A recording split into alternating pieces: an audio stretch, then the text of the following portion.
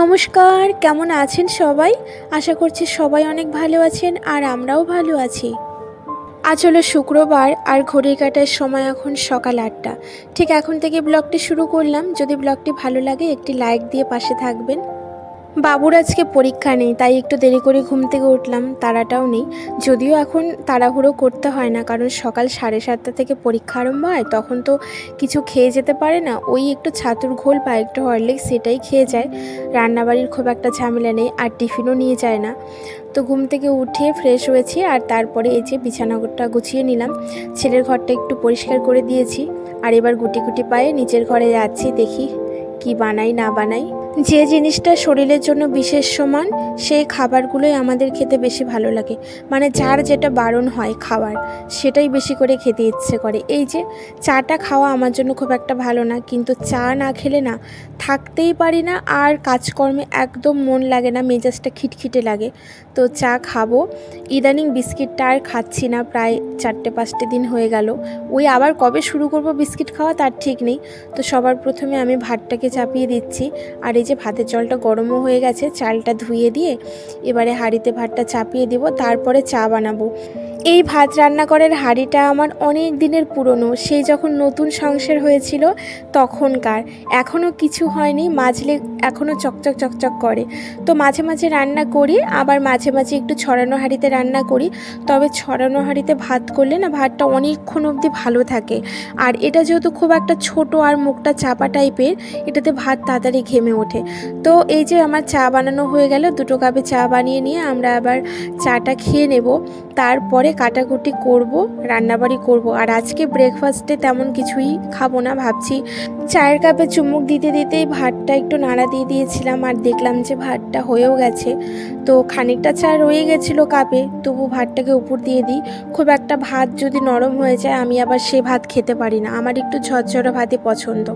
তো ভাতটাকে নামিয়ে নিয়ে তারপরে চায়ের কাপগুলোকেও মেজে নিলাম, আর এবারে সবজিগুলোকে কেটে নেব। সবজি বলতে ওই আজকে ভেন্ডি সর্ষে করব, একটু আলুও দেবো এর মধ্যে। তো পাতলা পাতলা করে লম্বা লম্বা করে আলুটা কেটে নিয়েছি, আর ভেন্ডিগুলো ধুয়ে কেটেছি। কাটার পরে ধুলে না কেমন ওই ন্যালপা ইয়েগুলো বেরিয়ে যায়, তখন ভালো লাগে না খুব একটা। ওই জন্য আমি ভেন্ডি সবসময় ধুয়ে তারপরে কাটার চেষ্টা করি। আর এইদিকে পেঁয়াজ কুচিয়ে নিচ্ছি। পেঁয়াজটা আসলে আমি ওই একটু বড়া করব। ধনেপাতা ছিল ফ্রিজে কিছুটা, অনেক দিন আগে এনেছিল, তো নষ্ট হয়ে গেছিলো, আবার ভালোও ছিল। তো সেই কটা বেছে বুছে রেখেছি, ওইগুলো দিয়ে আর পেঁয়াজ দিয়ে একটু পকোড়া করবো। এই যে এইটুকুই ধনেপাতা আছে। আর এবারে মিক্সিটাও সেরে নিই। মিক্সি বলতে ওই যে সর্ষে, কাঁচা লঙ্কা, সামান্য একটু টমেটো দিয়েছি, ওটাকে একটু পেস্ট করে নেব। আর যেহেতু সর্ষে দিয়ে করব ঝালটা ভেন্ডির, ওই জন্য সর্ষেটা একটু ছেঁকে নেব, নইলে না বড্ড অম্বল হয় আর অ্যাসিডিটির সমস্যা হয়। যদি সর্ষেটা এইভাবে ছেঁকে নিতে পারি ছাঁকনি দিয়ে, তাহলে কিন্তু একদমই অম্বল হয় না, খুব ভালো এইভাবে খাওয়াটা। তো আমি চেষ্টা করি যদি সর্ষে দিয়ে করি এরকমভাবে ছেঁকে নেওয়ার। আর আমি তো খুব একটা সর্ষে বাটা খাই না, আমার একদমই সহ্য হয় না পেটে। তো ওই একটা দুটো একটু খাই আর কি। তো চলুন রান্নাটা শুরু করা যাক। তো কড়াইটা তো গরম হয়ে গেছিলো, বসিয়ে দিয়েছিলাম। আর এবারে ফোড়নে আমি একটু শুকনো লঙ্কা দিলাম, আর আজকে কালো জিরে দেবো না, 5 ফোড়ন দিয়ে ভেন্ডির ঝাল করব। এরকমভাবে আপনারা যদি না খেয়ে থাকেন 5 ফোড়ন দিয়ে একবারটি খেয়ে দেখবেন, এটার একটা আলাদা রকমের টেস্ট আছে আর ভালোও লাগে খেতে। পরিমাণ মতো নুন, হলুদ আর সামান্য একটু মিষ্টি দিয়ে ভেন্ডি আর আলুটাকে বেশ লাল লাল করে একটু ভাজা ভাজা করে নেব। ভাজা ভাজা হওয়ার পরে আমি ওই যে সর্ষেটা ছেঁকে রেখেছিলাম সেটা অ্যাড করব। তো ওটা ভাজা হতে থাক। আর এদিকে পাশের একটা ওভেনে আমি কড়াই বসিয়ে দিয়েছি। 3 পিস মাছই ছিল ফ্রিজে, তো একটু বড় বড় সাইজের পিসগুলো ছিল, কাতলা মাছ। তো এই 3 পিস মাছেরই আজকে ঝোল করব। তো মাছটাকে ভাজা বসালাম, আর এই যে এক পিস হয়েও গেছে, আর একটা পিঠ আমি উল্টে দিলাম। মাছটা ভাজা হোক, এবার দেখি ভেন্ডিটার কি অবস্থা। ভাজা মোটামুটি হয়েই গেছে। এবারে সর্ষেটা আমি অ্যাড করে দিলাম, আর একটু জল। ওই জলেই কিন্তু আমার পুরো ভেন্ডিটা একদম মজে যাবে আর খুব সুন্দর হয়ে যাবে। এই যে একদম মাখো মাখো হয়ে গেছে। তো এই তো বন্ধু, আমার রান্নাবাড়ি সবেমাত্র কমপ্লিট হলো। পুরো কিচেনটা ভালো করে পরিষ্কার করে নিয়েছি। আর কি কি রান্না করেছি চলো একবার দেখাই তোমাদের। ধরো লাইটটা জ্বেলে নেই। এই হলো ভাত, আর এই ভেন্ডি আলু সর্ষে দিয়ে ঝাল। এখানে ভাত রয়েছে, ওই কালুগুলোকে দেবো, ওটা বাসি ভাত। আর এদিকে করেছি মাছের ঝোল। অন্ধকারে না রংটা ঠিকঠাক মতন বোঝাতে পারি না, এই যে এই জায়গাটা অন্ধকার তো, আসলে আমার জানালাটা এই দিকটাতে, আর আমি রান্না করি এই দিকটা, আলোর অপোজিটে না, একদমই বোঝানো যায় না। 3 পিস মাছই ছিল, এটা দিয়ে আলু দিয়ে টমেটো দিয়ে একটু গামাখা ঝোল করে নিয়েছি। এই বেলাটা হয়ে যাবে, ওই বেলা দেখি কি করা যায় না যায়। আর এই যে নেতাটাকে যদি কড়াইয়ের মধ্যে এভাবে দিয়ে রাখি শুকিয়ে যায়, গরম তো, তাই আমি এইভাবে ঢাকা দিয়ে রেখে দিই। আর যেটা করব, খাওয়ার সময় গরম গরম ভাজা করব। এই হলো ধনেপাতা পেঁয়াজ দিয়ে পকোড়া, পকোড়া না, ওই বড়ার মতো করে ভাজবো। এর মধ্যে ওটস দিয়েছি আর চালের গুঁড়ি, সামান্য একটু বেসন দিয়েছি। ওটস দিলে না খুব সুন্দর খেতে হয়, মানে মুচমুচে হয় আর ভালো লাগে, একটু দানা দানা তো ভালো লাগে। ঢাকা দিয়ে রেখে দিয়েছি। আর এই প্লেটটা বাকি আছে, এখন আর মাজবো না, পরে মাজবো খাওয়া দাওয়ার সময়, তখন মাজবো। ঘর বাড়ি ঝাড়ু দেওয়া বাকি, জানি না কখন কাজকর্ম কমপ্লিট করব, কখন পুজো আচ্চা করব। আর এই যে এখানকার মানি প্ল্যান্টটা একটু চেঞ্জ করে দিয়েছি, মানে ওর যেটা ছিল গাছটা সেটা ওই দিকটাতে নিয়ে গেছি, আর এখানে নতুন একটা কাটিং করে বসিয়েছি। আর এই চেরি ফলের গাছটা ওইখানটায় রেখেছি, বেশ ভালো লাগছে এখন দেখতে, মানে সবুজ আর লালের কম্বিনেশন তো খুব সুন্দর লাগছে দেখতে। আর এই ছবিটা দেখছো বন্ধু, এই ছবিটা আমি না নিজে বানিয়েছি, পেছন দিকে ওই কার্ডবোর্ড দিয়ে। আসলে এটা একটা ছবি, ওই যে কৃষ্ণ ঠাকুরের এই ছবিটা দেখো, এই ছবিটার সাথে না এটা ফ্রি দিয়েছিল এই ছবিটা, তো এটাকে কেটে আমি কার্ডবোর্ডের মধ্যে ছিপকে দিয়ে ওই ডবল সাইড টেপ দিয়ে বানিয়েছি। আমার অনেক পছন্দের, বেশ ভালো লাগে, সাদা ওয়ালে তো দেখতে ভালো লাগে।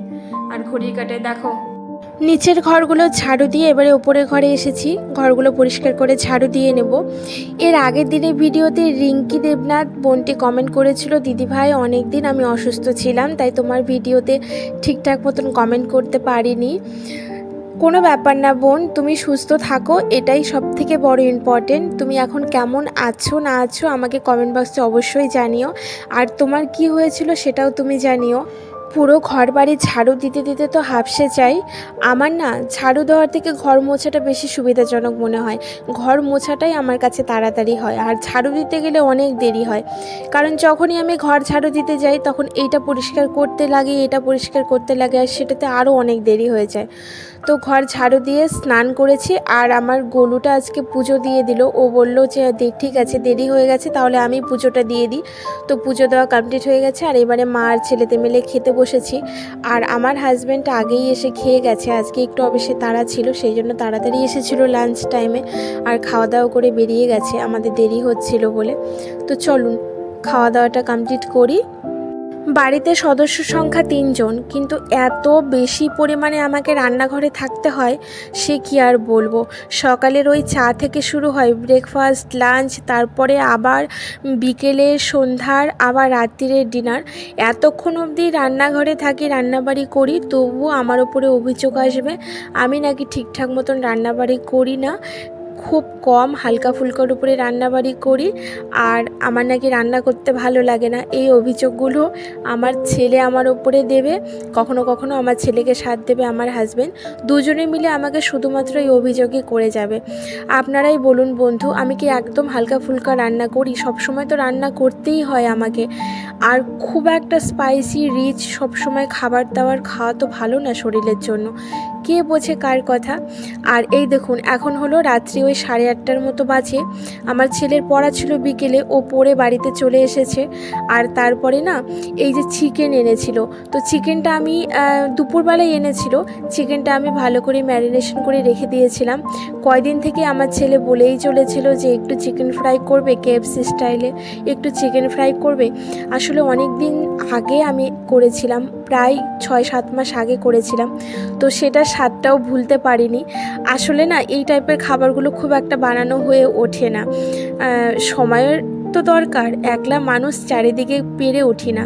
তো আজকে ফাইনালি করলাম, আর অনেকটা পরিমাণে চিকেন, এখানে লেগ পিসগুলো যেন অনেক বড় বড়। আর বিশ্বাস করুন বন্ধুরা, খুবই ভালো হয়েছিল খেতে। কেমন আছে? কেমন আছে? থ্যাংক ইউ বলো। এই খাবারগুলো দিয়ে আমাদের ডিনারটা কমপ্লিট করেছি। তবে চলো বন্ধু, আজ আসি, কাল আবার আসবো। তোমরা ভালো থেকো, সুস্থ থেকো।